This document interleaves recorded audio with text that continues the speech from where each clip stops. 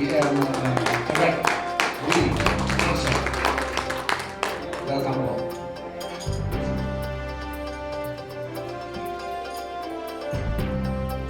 We'll just wait for the senators to discuss.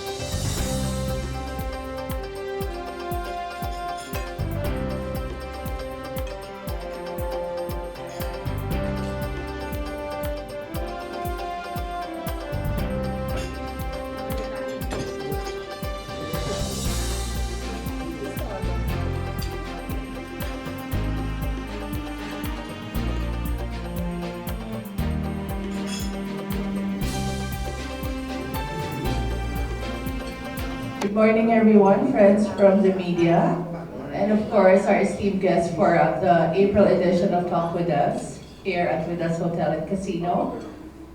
We are blessed to have wonderful range of guests for this morning. And let me give a brief introduction. We have a world-renowned referee, famous sports person, best friend now of Mr. Manny Pacquiao. Ladies and gentlemen, my Tito, your Tito, Tito Bruce McTavish.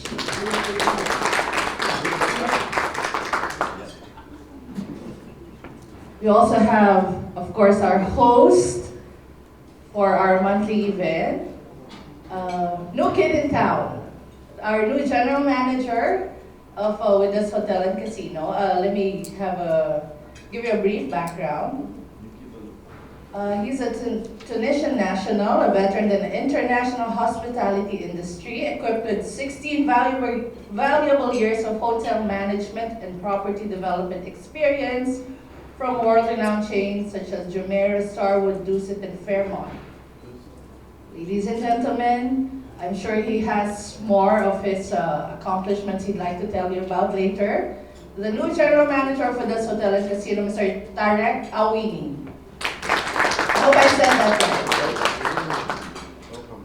right. And of course, the senator himself. Vice President, no, soon. Ladies and gentlemen, Senator Gringo Honasan.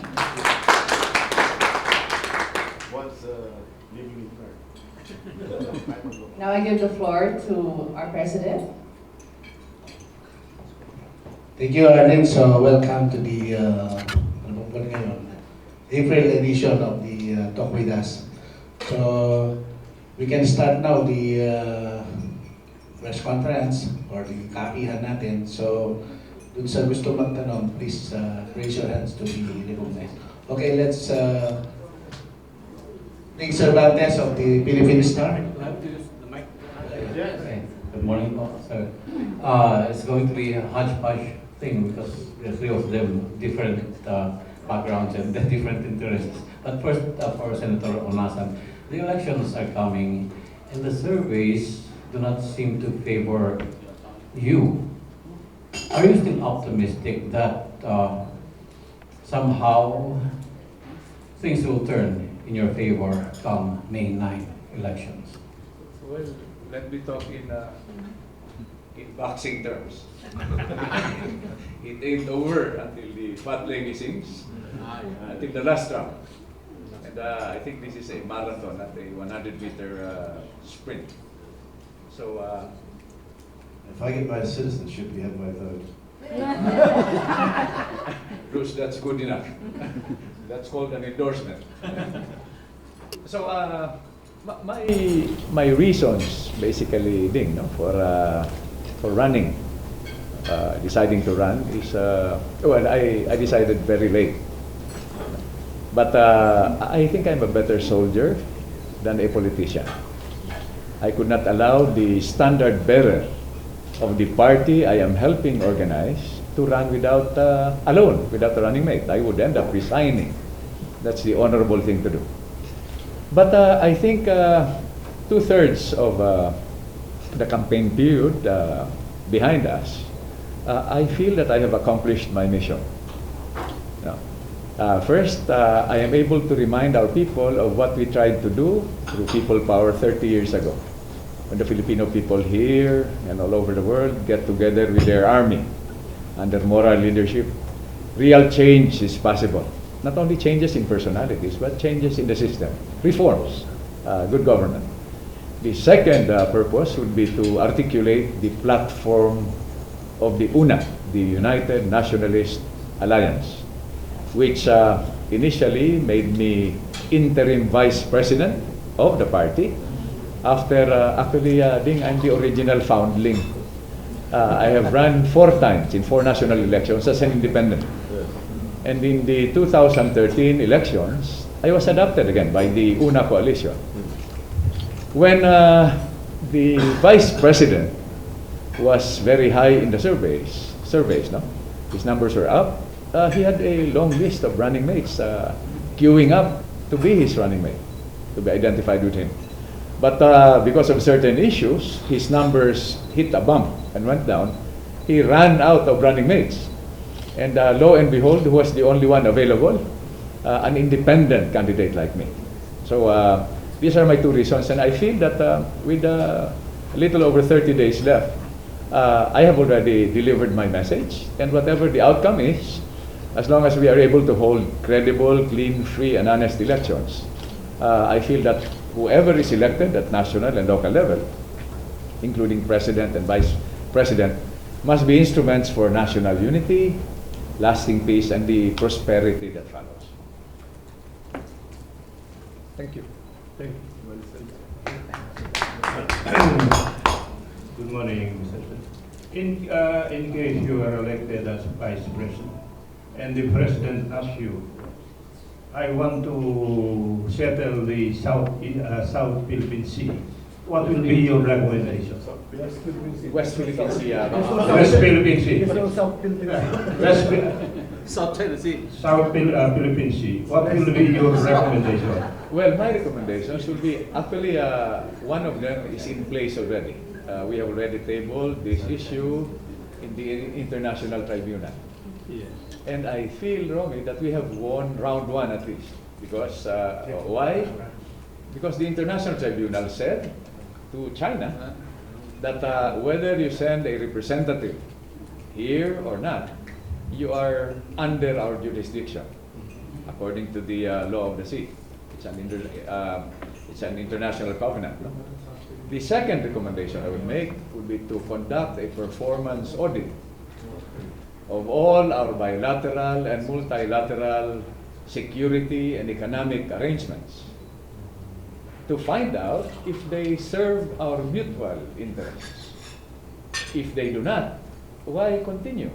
If they do, the proof is in the pudding. Let's find out if, let's say, we have a mutual defense treaty and a visiting forces agreement, now an enhanced defense cooperation agreement with the United States. So we have to find out if they will come to our defense or help us in case of any escalating tensions in the West Philippine Sea. But we should not allow ourselves to be drawn into a bilateral situation, which is what I think China wants. No? We are a small country, a developing country. They are a powerful country economically and militarily. I think we should array ASEAN and the US, big brother US, with us so that we can develop more leverage in the negotiation table. But US is not member of the law of the sea. Yes, It's but not a member. yes, it is not a member, but we have a long-standing economic and security partnership with them. In fact, whether they are members or not, they are a member or not of the law of the sea, then we have a visiting forces agreement with them, You have to a long mutual defense treaty. Now we have allowed them to put up installations to the EDCA. Would it be possible that you will arrange a China-Asian forum Yes, precisely, because I don't think any country wants to go to to talk to China Yes, to talk to China diplomatically? back channeling without, please forgive me, without media initially, so that we can talk seriously Without you. without blocking Yeah, ourselves. you can even send businessmen to work the ice. Yes, yes, because I think the world has Non-government organization. right. So I think Romy, you can be the next Secretary of Foreign Affairs. No, but let me continue, Manong Romy, to reply. The third option is what really excites me. It is the prospect of joint exploration and Yeah. use. But it has to emanate, on our side, from a very clear foreign policy, security policy, and economic policy that is driven by a clear definition of what constitutes our national interest. That is happening between Malaysia and Indonesia. Yes. A joint exploration of the well. Yes. So what should we be telling China in the negotiation table? No? We should be telling them, okay, we do not know when this issue will be resolved in the international tribunal. So what do we do in the meantime? You have the technology, the capability. Let's find out if what we can share. Let's dig, no, with a lot of help from you, and find out the projected output of natural gas or oil, whatever is under the sea, no? And then go into sharing. Yes. As long as is that it does not violate our constitution. But that will be a function of negotiations, no? Alam mo, Mang Romy, before that call, when you deal with a country with a 5,000-year history, they are 5,000 years, no? Yeah. We are a little over 100 years. The US has over 200 years. The UK, if you add their history, is over 1,000 years. It's not even half of the history of China. We have to be very, very, very careful. Because what could we possibly experience collectively that they have not experienced in their long history? The rules of war, of engagement. Know your enemy and know yourself. Yes. And you will win 1,000 battles. Sun Tzu. So this will be my recommendations. But you know, Manong Romy, before we can address our problems, our situation abroad, the West Philippine Sea issue, no, which is not even a little over 100 kilometers from Zambales, no, we have to manage our problems at home. Yes. Kidnappers, drug pushers, rapists, riding in tandem, terrorists, no? Money launderers. Money launderers, which is wreaking havoc not only on our banking system but in the global economic system. No? We have to be able to manage this. And without plugging for myself, I have been a soldier for 17 years, a rebel for 7 years, and a senator for 18 years, the first independent senator in Philippine political history to win in national elections not only once, twice, or 3 times, but 4 times. So I think I have something to contribute in any capacity to our security in the generic sense. Yeah. Not the security that we give only to policemen and soldiers, no? Food security. Security from traffic. Job security. When you're a laborer, 8 to 5 office worker, and you get caught in traffic for 3 hours, you're in danger of being, laid off.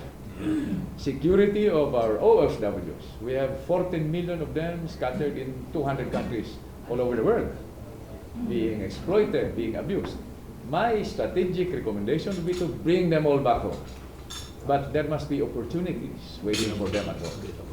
So this will be my contribution in whatever capacity. By the way, I feel relaxed, and I hope it shows, because even if I do not make it as Vice President, I have 3 years in the Senate. Yeah. So I can still contribute. Yeah. Now, if God wants to punish me some more for my sins, He will make me Vice President. Mr. Senator, Yes, Arnel. sir, do you think the Aquino family scuttled the gains of democracy? Yes.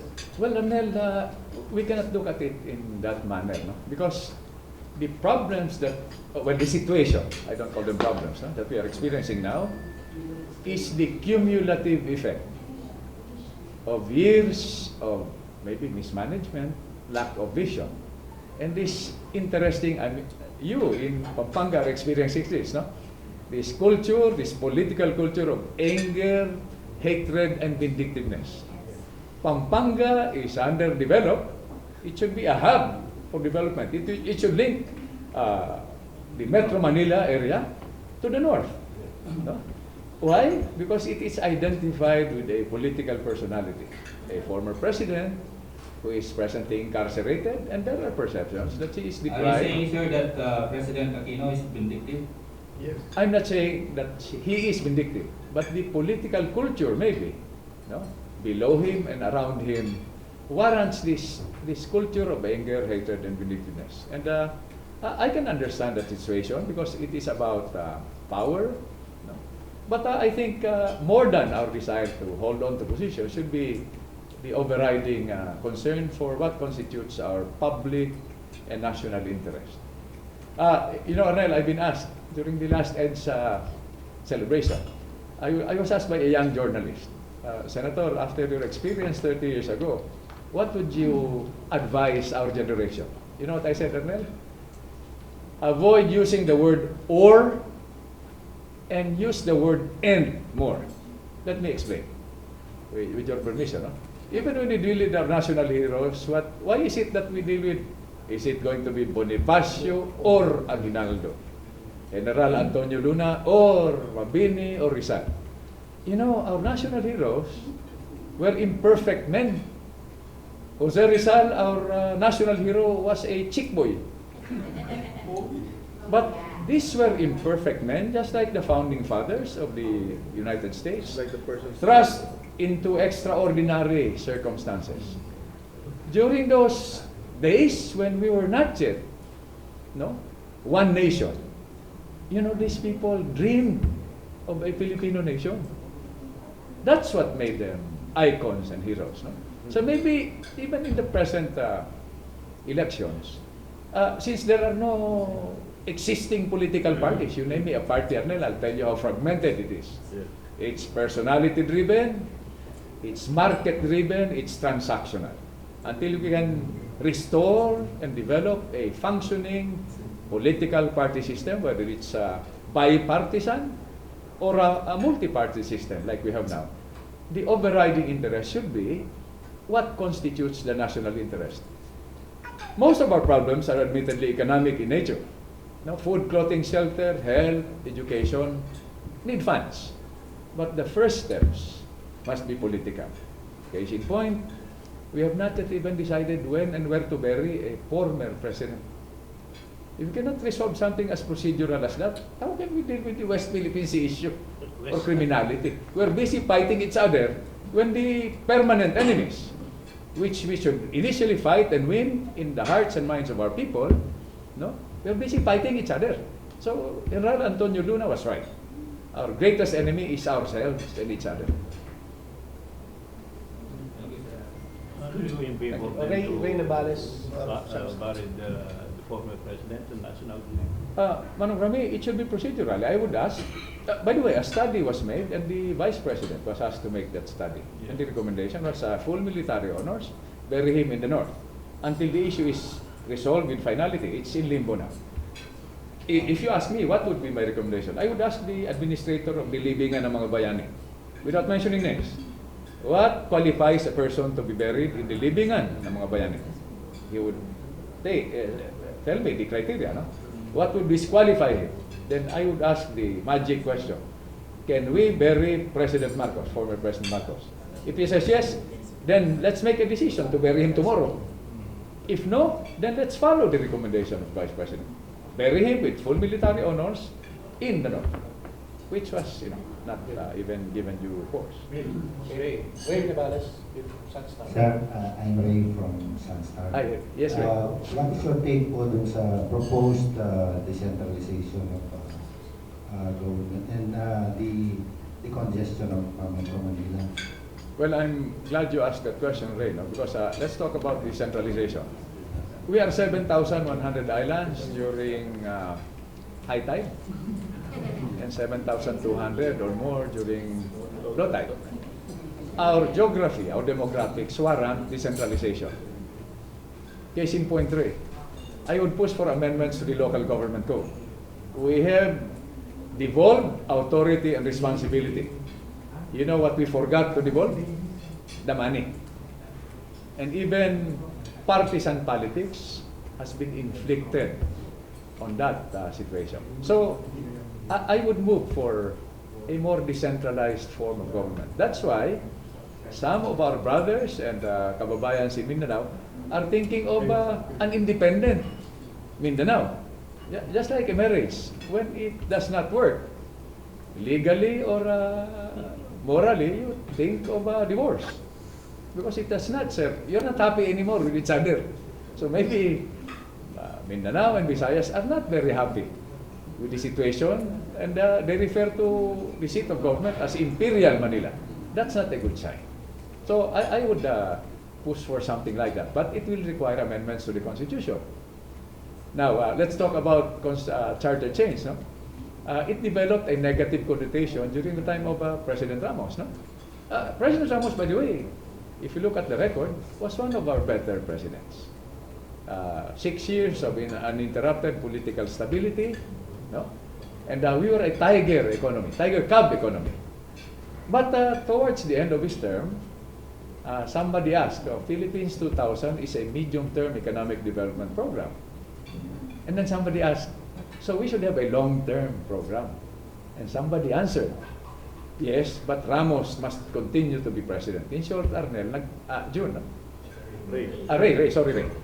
Nagpa-cute. Dapat sa simula pa lang, yung termino niya, he said, 6 years is too short for a good president and too long for a bad president. I intend to be a good president, so we have to change the constitution so that you can give good presidents another 6 years to follow through on his medium-term projects. I asked this in several budget deliberations. Sabi ko, why are we perpetually stuck into medium-term planning?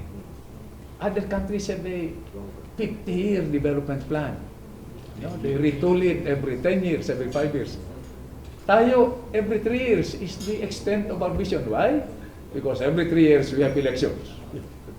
No, new president, new vice president, new governor, new mayor, new senator, new program. No? And this affects, actually this is a disincentive to foreign and local investors. No? The lack of sustainability, the lack of continuity, and the lack of predictability. Yes. I mean, they can deal with corruption, no? As long as we manage the control mechanisms. No? Corruption is as old as mankind. We should really address it, but we'll talk about that later. No? But predictable policies that will allow them to plan and program in the long term. That whoever is president, that should be the direction. Thank you. Yes. Morning, sir. Sir, Jess Malabanan. Sir. Hi, Jess. I'm sorry, Jess. Interaction. Jess, no? Yeah, sir, fast forward lang to sa tanong ni Romy Dizon. Yes. Should the negotiation with the United Nations about the West Philippine Sea issue fail, do you see any shooting war or escalation of the shooting war? There might be low-intensity engagements, like the Coast Guard of the People's Republic, no, are hitting our fishermen with water cannons. You see how wise, no, they are, no? They do not use the Chinese Navy. They use Coast Guard, which tells everybody this is being patrolled by our Coast Guard because this is our coastline. This is ours. In fact, we agreed to call it, di ba, the South China Sea. Di ba? And they refer to history. But then again, you know, other countries are beginning to wise up to them, no? So, in case that happens, I think our thrust should be to provide some equilibrium. Meron tayo ngayon na, Jess, no? Yes. Na EDCA. May pinayagan na natin na 5 installations. You know my recommendation? Add more. We ask the US to put installations in front of, tapatan natin yung ginagawa ng China. They have already claimed 800 hectares. Put airstrips. No, tapatan natin. But fly the Philippine and the US flag. Provide equilibrium. I would invite everybody, including China, to Palawan. Put up a base here. Will they bomb their own base? Invite Malaysia. While we try to become strong. Pag malakas na tayo, di ba, matigil na itong partisan na political na gulo natin, then we can tell them, oops, now we do not need the EDCA anymore. Itong bases sa tapat nitong mga Chinese bases sa West Philippine Sea, di ba? Sa amin na yan. Parang ginawa sa Clark. Yes, sir. Di ba? Abrogate. I mean, they will listen to us, no? As long as it benefits them also. Anyway, we'll put up a listening post here. We'll man the traffic light for air and sea navigation. That's the way, Jess, no, ladies and gentlemen, how foreign policy should be pursued. No? Function yan ng gobyerno, hindi pwedeng patulog-tulog tayo rito. That's why the coming elections is crucial. If we elect, officials who just woke up one morning and decided they want to be president or vice president or senator, these are serious problems and we need serious people with the experience and the proven track record. No? You cannot make promises during the 90-day campaign period and say, the only way you will find out if I will fulfill my promise, you elect me first. Hindi pwede yung the time for promising is over. The changes must happen between elections or before elections, and you present yourself to our people for judgment. That's why I'm going around trying to help empower our electorate, especially the young voters, by telling them what issues are involved here, so that they can make intelligent, rational, informed decisions that will affect not only their personal lives, but the life of this nation. Of course, I'm alone in the wilderness because right now it's all visibility and audibility, no? And I think the culture will change. Okay, but I will be there while I'm still alive. Anyway, I should have died in 1986, so I'm still alive. I will help, not for the sake of anybody else, but Filipino children, my grandchildren. Because when I'm not around anymore to discuss this, they should be on their own, and I hope it will be a better situation. My doctor, will you volunteer should this shooting more happen? Will you volunteer and your guardians go to? Not only the guardians, but I will volunteer to advise. But if you expect me to go there and fight in the front lines, that will not be cost effective. Because if I die, then who will make the suggestions? But I'm willing to do that if my country calls me. If my country calls me, okay. Thank you. By the way, let me add, because of my history, colored and checkered as it is, I have no inclination to die in a hospital. That's not true to form. No, just kidding. Thank you, sir. Thank you. Okay, babalikan natin si Senator para makainom muna ng konting tubig. Morning, sir. Noel. I'm sorry to our bore you with this. GM, congratulations to your new appointment and welcome to Clark. I'm sorry. I was. Asking our GM. At the same time, we would like to thank you for extending the accommodations to upon the president for the continuation of talk with us. You have been around as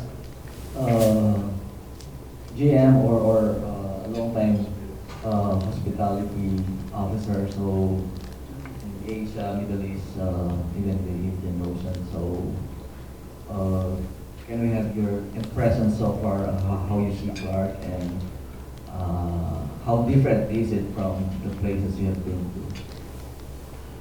You are very welcome, all, and thank you very much for the invitation. Also, I've been working in different countries with different projects, different brands. But what attracts me always is the project itself. I don't want to be a GM who spends some time somewhere and then move. I want to be always part of the history of a company. So I choose this project because of what attracts me is the growing company and the growing area. So Clark, I see that the growth will be very beneficial as well to the hospitality sector in the area. More international airlines, more company, more investors are coming around. Widus also is looking forward to grow. We're going to double up our rooms inventory. We are coming with the new 5-star hotel with another tower to double up the current inventory. So I see Clark that ideal destination for both corporate and leisure. And I see that the company will maintain her position as being the leader in this area. I'm looking forward to be part of creating the history of this company. Just a follow-up, sir. Is there a particular needs where with us, you would want with us to be taking, because there used to be concerts here, of course there's casino, so is there a particular needs or market that you would like to pursue? We want to work as well on the mice market. This area will be the destination, I think, for mice, so we really want to focus in this segment as well. And we want to be dealing with more market sources from the overseas.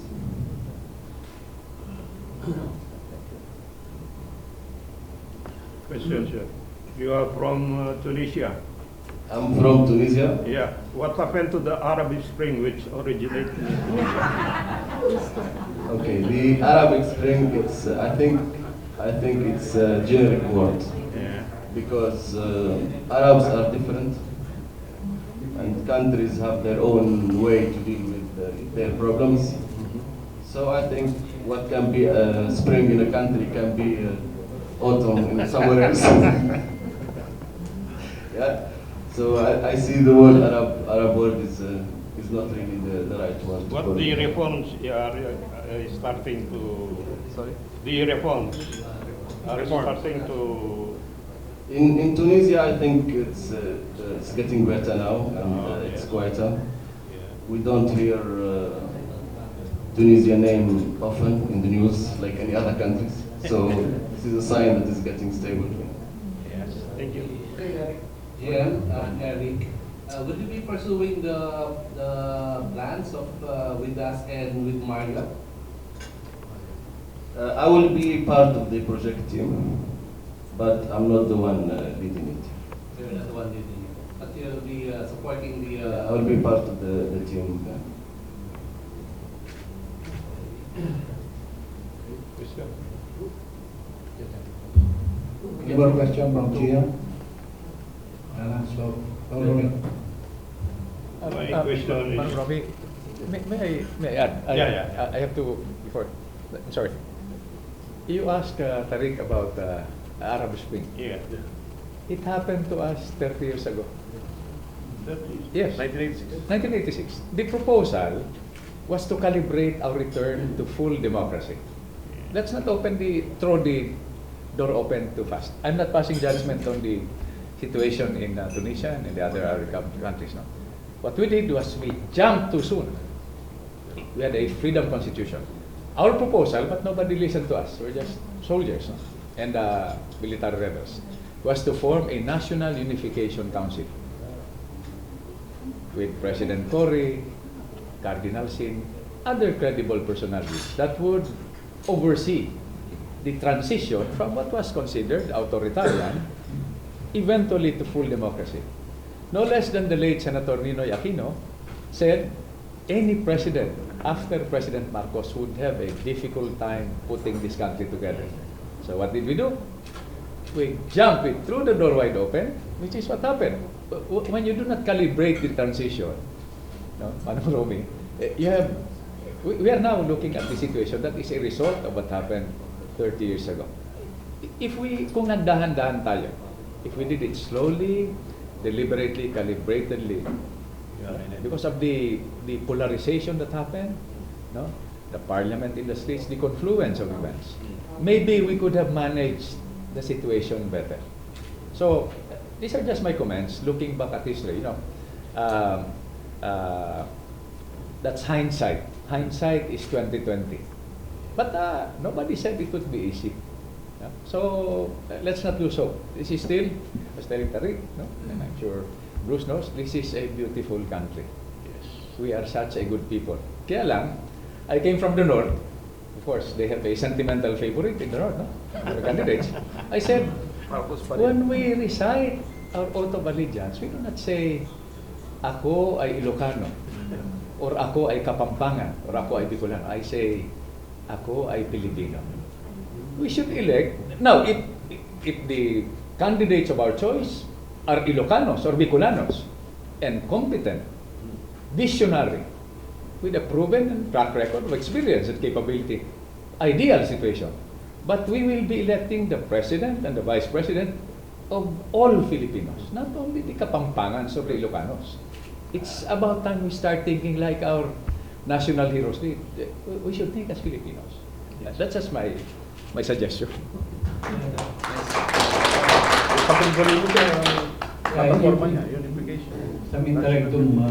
Before we continue with the interesting insights of Senator, let's shift to the pending Pacquiao fight. Everybody interested in what Mr. Bruce will say. The last time I interviewed him about Pacquiao, he was pessimistic about the outcome of the game then, if you remember. That was between Turned out to be Pacquiao and that Pacquiao. De La Hoya fight. Yes, yes, yeah. So this time, can you please give us your assessment on how the fight will turn out? And among other things, like should Pacquiao retire after this, or should he have one or two more fights after this? Pacquiao's wife and mother call me once or twice a week for about the last 2 years. So I know how they feel. They've been asking me to get him to retire. I said, you won't listen to anyone now. Money kills a lot of people. I'll say this to you right now, that Pacquiao, I started Pacquiao, it's never gone on the press. I don't want it to go on the press. They've come out with videos of everything about Pacquiao, how he started. But the real story is, I'll share it with the PPC, because I've been involved with you gentlemen for a long, long time. He was about 17 and 18. I got the first fight up here for 1,000 pesos. He thought that was a lot of money. And I got him the first world title fight he had against Chachai Sasakul in Bangkok, $10,000. And he was only the challenger. The Thai was the world champion. In 7, 8 rounds, he got beat to hell. And I told him, if you don't knock the guy out, we'll never talk to you again. He knocked him cold, and that ended Chachai Sasakul's thing. That's just to tell you the basis on it. And moving on, when the big money came down, he became a different person, which happens to a lot of people. We don't have that problem, because we don't have money, we're all good people. So I'm not demeaning him, he's still like a son to me, but his style now is finished. His footwork is gone, and his balance is gone. I think Bradley will possibly beat him on points, and I think Manny still has the power. When I had him, he was only a left-handed guy. I've got to give Roach the credit for letting him use his right hand. Most southpaws just rely on their left hand. They sort of slap you with the right hand. He's dedicated to doing both now through Roach. So he has a good chance to win by knockout. I think if he doesn't knock him out, then Bradley will win on points.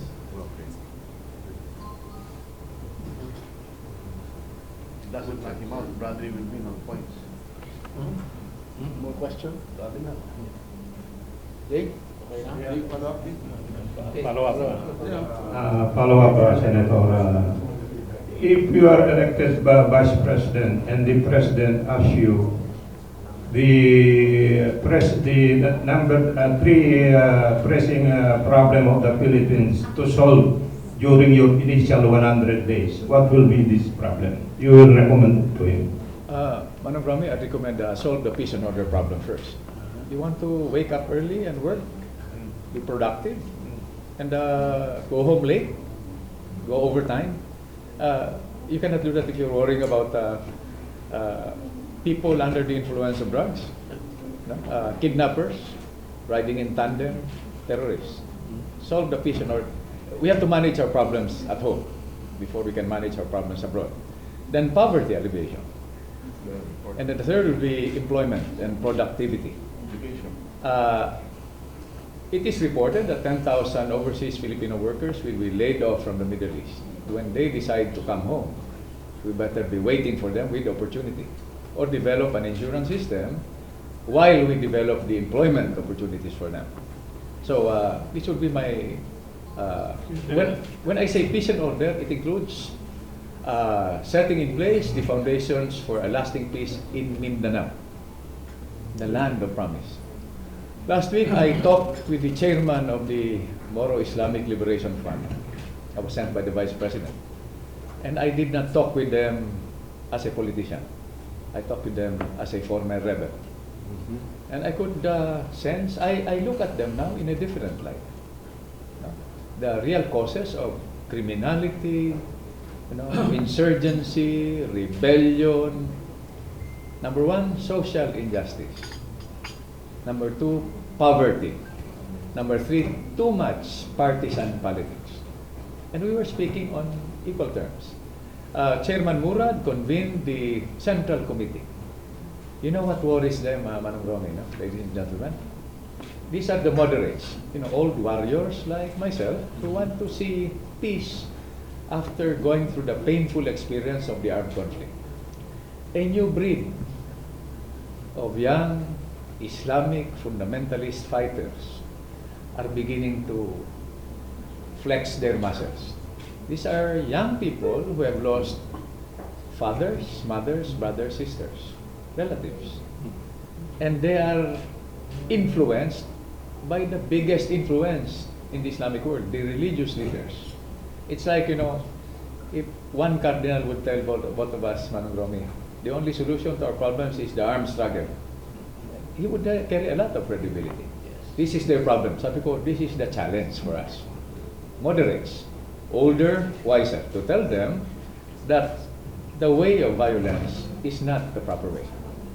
To unite this country, Muslim, Christians, Lumads, the indigenous people, we need to address problems, the fundamental problems, the root causes of this problem.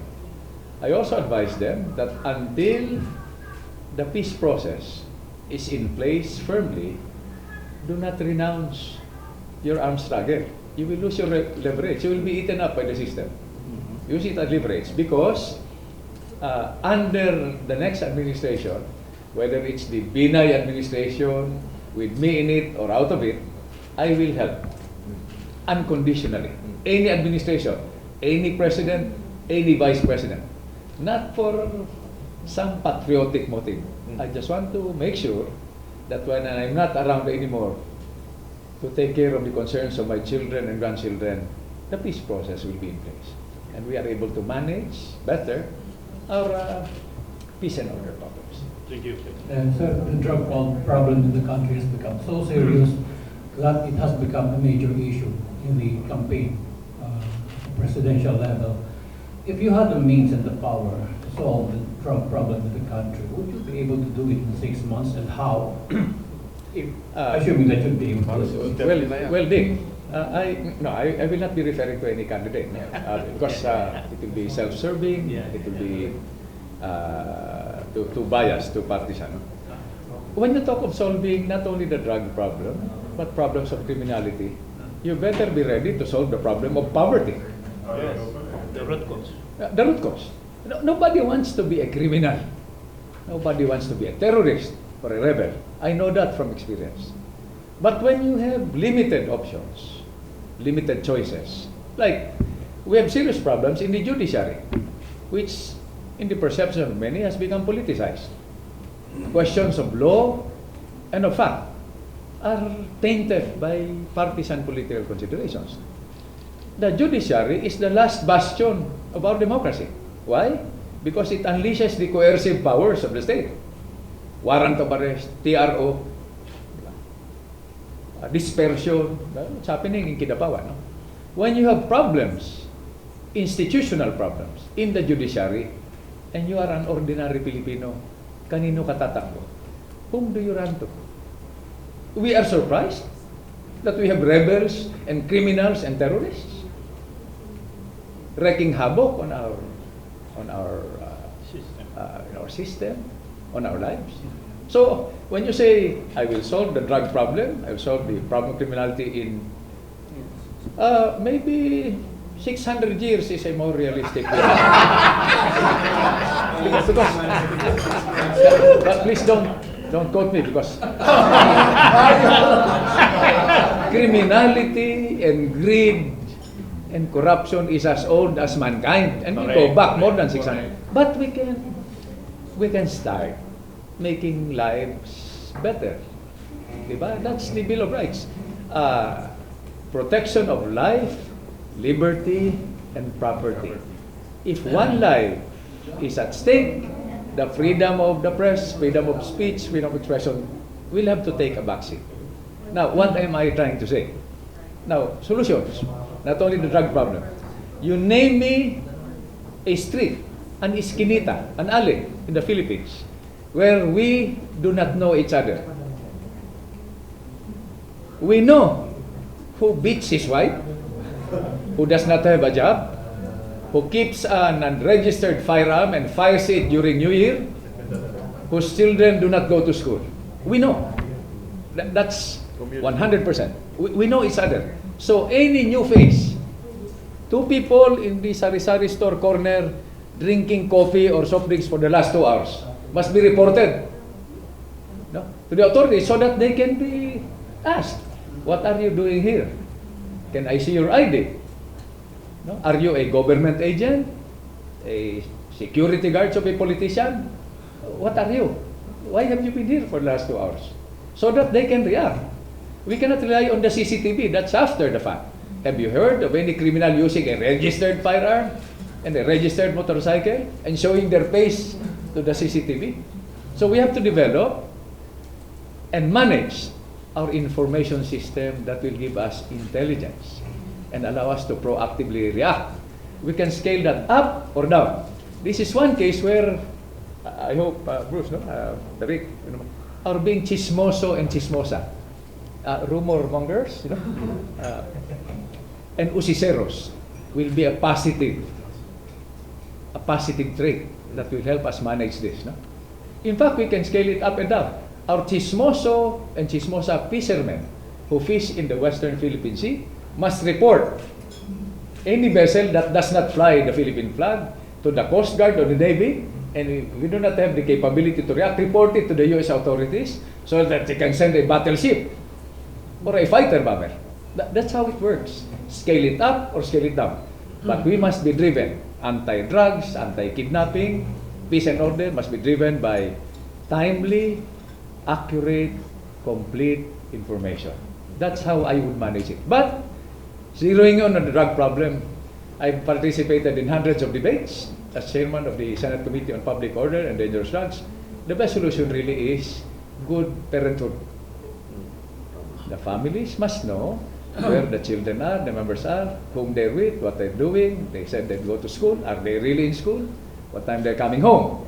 But how do you do that when the father and mother are busy keeping body and soul together? No job. Diba? Sir, there's a layman's perception that the reasons why drug problem has become pervasive all over the country is that first, the drugs are addictive. Then second, it is lucrative. And yet when you see the news on television, the persons who are arrested in bypass operations, in raids, are people who look punished. Where is the lucrative element there? So the implication is that there's collusion between the big drug lords and the people who are supposed to arrest them. So probably think that a certain candidate would dare say, I can solve the drug problem because it's as simple as catching the big fish. Well, Ding, that's additional information which we should validate. But they look famished because they are only drug users. I want to go after the drug pushers and the heads of the syndicates. We have a package of amendments to the Dangerous Drugs Act of 1995. I'm working in tandem with Senator Soto, whom I'm sure will be elected. No? What are these possible amendments? First, special courts for drug problems. Second, combine the Drug Enforcement Agency, the PDEA, with the Dangerous Drugs Board, put them all under the office of the President. Just like the Drug Enforcement Agency of the U.S. No? But in motherhood terms, what do? Supply reduction. Go after the pushers, the syndicates, the manufacturers. Demand reduction.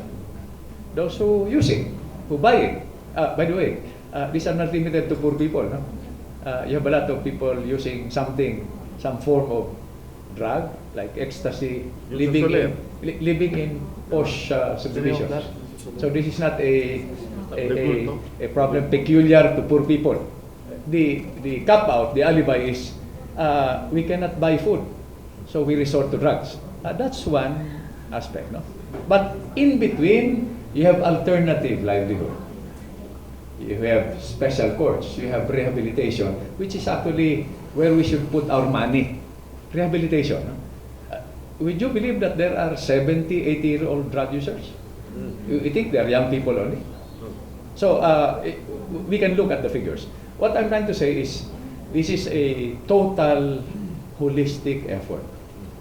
Just like our foreign policy and economic policy and security policy, it's not like in the old days where you can separate this, no?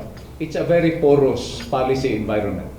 How can you fund a modern navy if your economy is not yet that strong? Yes, it comes from. But when we pursue a foreign policy, a security policy, economic policy, I go back to what I said, no?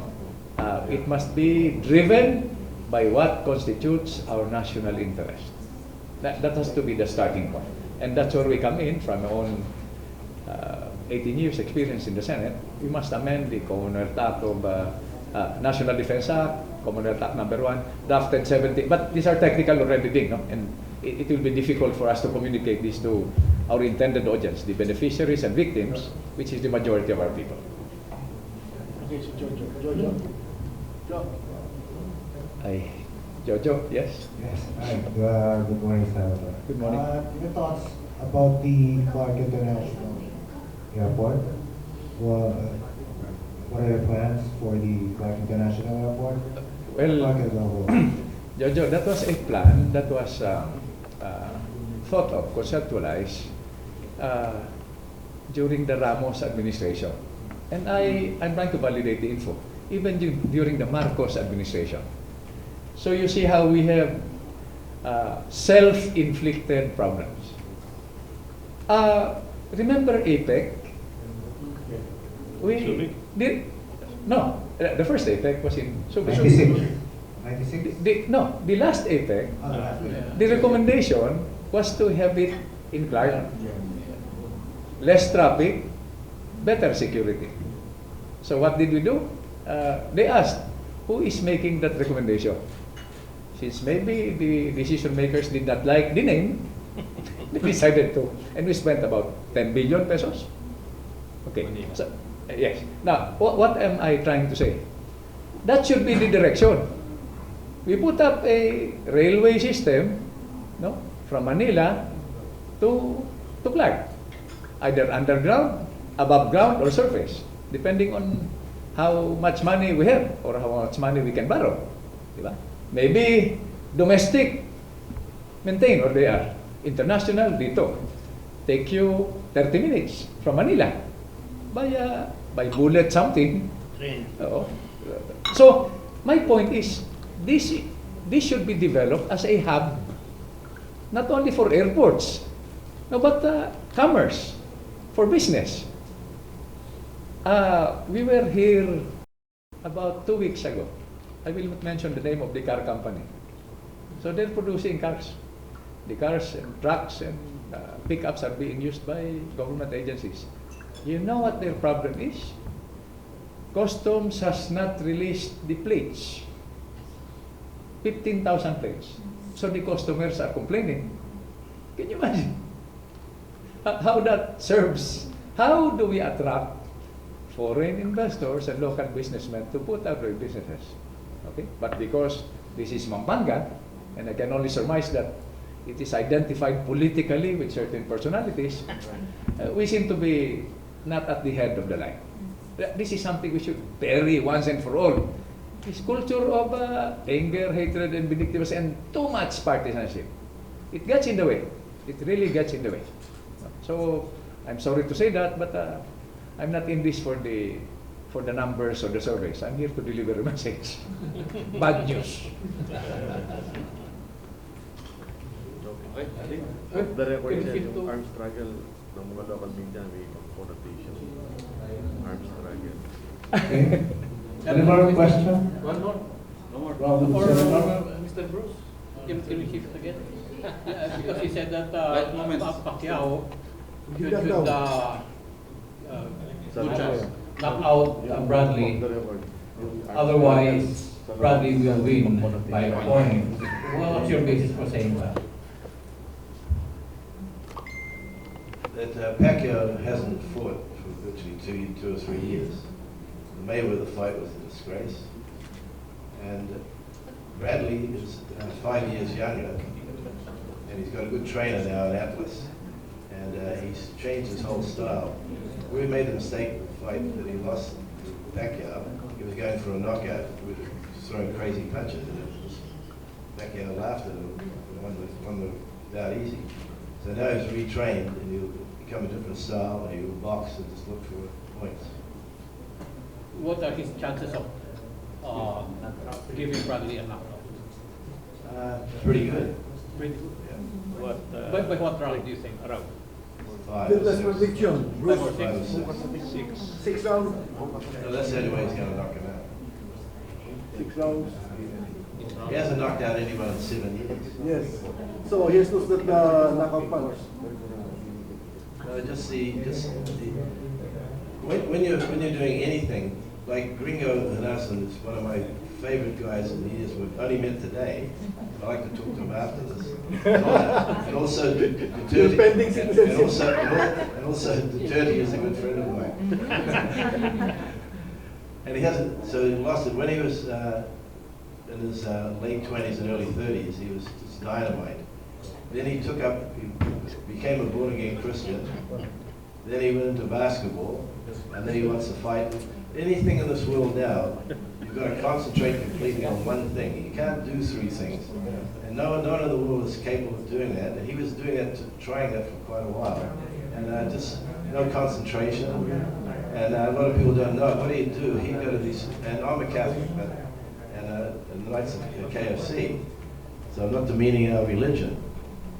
But he's giving prayer sessions up to 5 in the morning. Then he doesn't go out to do his training. So the desire is not there so much now. It became a monetary bit, which is the part that I find disgusting. Even Mayweather now, I've been out with him, and he's not a very nice person. We went to a nightclub, and he throws $50,000 into the air. Pacquiao goes and plays pool, $20,000 a game against a Filipino expert. So the money is just a killer in life. But Pacquiao is going to be senator. Well, I know a lot of senators. He's going to win. Talking about senators and congressmen, I've lived in the Philippines now for 49 years. I've had my street children. I've spent $350,000 on them, which I'm so proud of and happy for them. And also, in 1984, as president of the Marbalaka Rotary Club, I started the Polio Plus program to eradicate it in the world. So this Pampanga area in Marbalaka has been my home all these years. And the disgusting bit about it for me, I wanted to become a Filipino because they announced in the ring Bruce McTavish from New Zealand. And I've done 162 world title fights, and all of them come from Anglo City. And so when I went there with Tarzan Lassentein, the congressman, I never got past the Congress, no one talked about it. And I said, I quit. I said, I'm not a quitter. I said, if they don't want to respect what I've done for the country and my desire to be a Filipino, other people say to me, why the hell do you want to become a Filipino? What are you going to get out of it? I said, just my heart and my life. My family's here, my grandchildren are here, it's my life. And so I said, I'll never do it again. And then Yen Gao came up to me, the congressman, and he said, Bruce, I want to get this done for you. So we went to the Congress meeting, and all of the panel there knew my background and said, Mr. McTavish, we're going to get it to the Senate. Peter Wallace made it. And then Peter Wallace made it, Australian, right? Anyway, so to finish on that deal, then they had a hearing and lunch, nothing against him, the basketball player. He wasn't even at the hearing. And half the people there said, we don't want him, he's never been in the Philippines. McTavish lives here and has done so much for us. But Pangilinan and his group, they got it within about 6 weeks, just that they could go to the world title. 3 or 4 years later, I'm still sitting there. Someone said to me, how come you didn't get it passed? I said, oh, nothing against cover of people. I said I didn't make it because I wasn't 6'10" and black. And so they're still working on it now. And young people say to me, Mr. McTavish, you've been here a long time. When did you first arrive and who were your friends? I said, Magellan and Lapa Lapa. And most of the young people, they only think Lapa Lapa was fish. They don't know who it was. All right. Thank you. That's why we are making you Kapampangan, because you've always been a Kapampangan. We are concentrating on the Republic of the Philippines. Salamat po. Oh, that's the best one. Yes, I think it's timely. He Along was supposed to those have our lines, induction ceremony, but he wasn't able to make it. So we thought that this is the opportunity. You were not invited? I was not informed. Is that You were not because informed. this is Filipino citizen? That's why your citizenship is being delayed.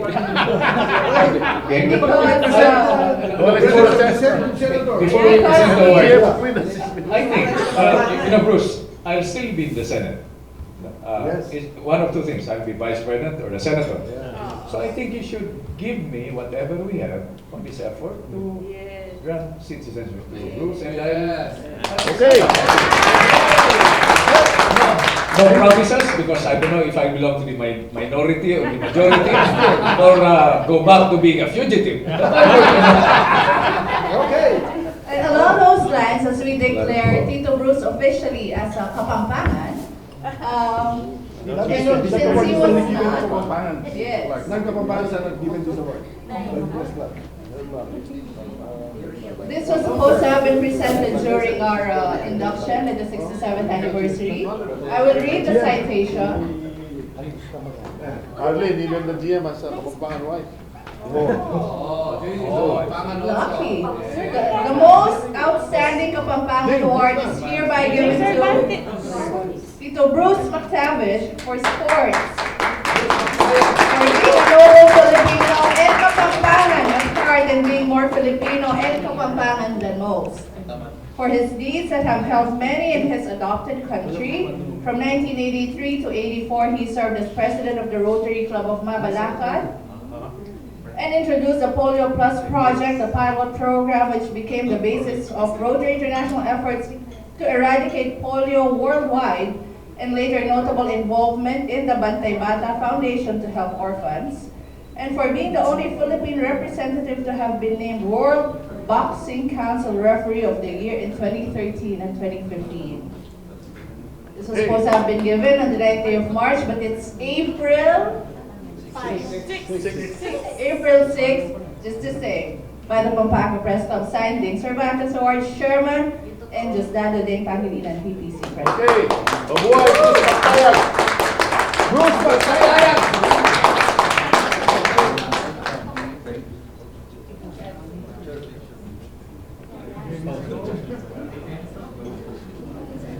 The Pampanga Press Club ordered that we must protest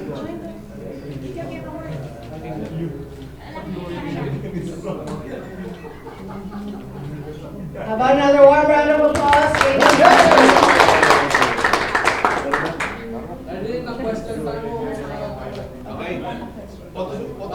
One question, Ms. We actually have two more questions. Let's wait for our guests to settle. Two questions for the general manager, sir. Of course, I'm sorry. First question, understanding that you were installed as GM shortly before the Holy Week, in your brief assessment, where was Widus when you came in, and where do you plan to take Widus? That's number one. Number two, as you are enwrapped with this boxing fever, the Manny Pacquiao fever coming up this Sunday, is there going to be a boxing event? And are you going to invite the media to that event? They've been asking me to ask you, so. I think then it's better to start with the second question. No? Yes. Yes, the media is invited. We're going to have an event. And you are all welcome. The first question, yeah, when I joined the project, the Widus project, it was the best destination, and it's still in Clark. But the plan is to have a destination known even overseas. And I think that's what Clark as a city wants, and we are part of that project. Okay.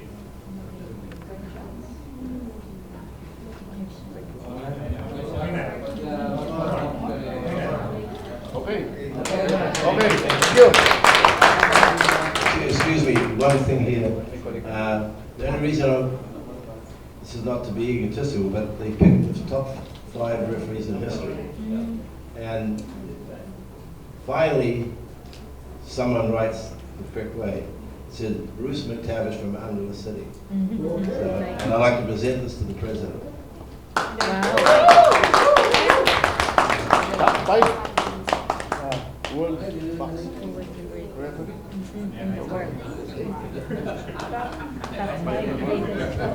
Okay, thank you very much. So, in behalf of the Pampanga Press Club, we would like to thank our guests for today, Senator Gringo Honasan, Senator Bruce McTavish, and GM Tarek for their time. So, thank you very much. And good morning. So, photo muna tayo. The traditional photo. Picture taking.